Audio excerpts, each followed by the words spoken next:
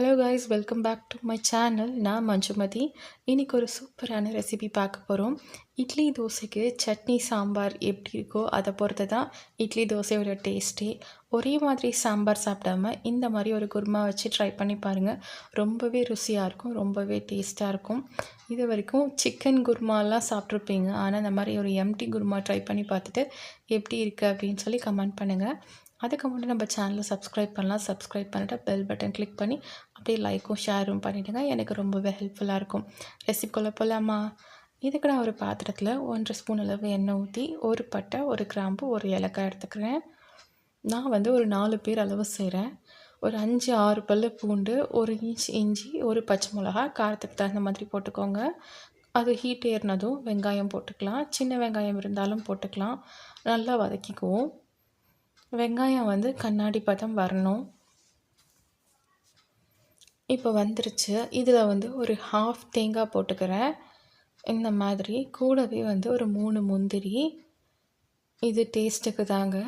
கூட வந்து 1/2 ஸ்பூன் போல் கசகசா எல்லாத்தையுமே நல்லா கிளறி விட்டுட்டு ஒரு 3 மினிட்ஸ்க்கு அப்புறம் எடுத்து ஆற வச்சு அரைச்சிட்டு வந்துடலாம். கொஞ்சமாக தண்ணி ஊற்றி அரைச்சிக்கோங்க. ரொம்ப கொஞ்சமாக தண்ணி ஊற்றி அரைச்சிக்கோங்க.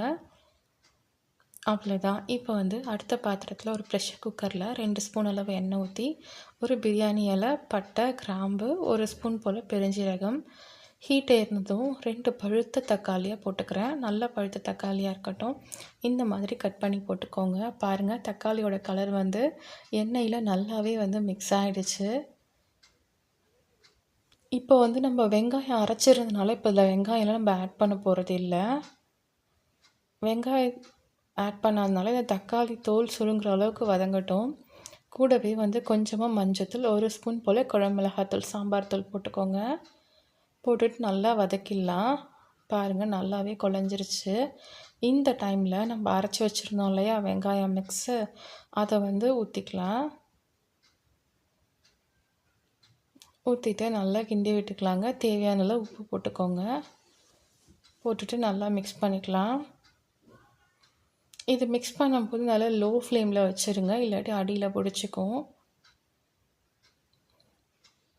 மிக்ஸ் பண்ணிவிட்டு நம்ம வந்து அந்த மிக்சர் ஜார்லேயே தண்ணி எவ்வளோ தேவையோ அவ்வளோ தண்ணி ஊற்றிக்கலாம்.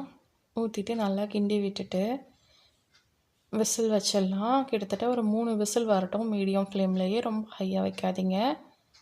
உங்களுக்கு எவ்வளோ தண்ணி தேவையோ அந்த அளவுக்கு வந்து ஊற்றிக்கோங்க. இப்போ நான் வந்து விசில் போட்டுடுறேன்.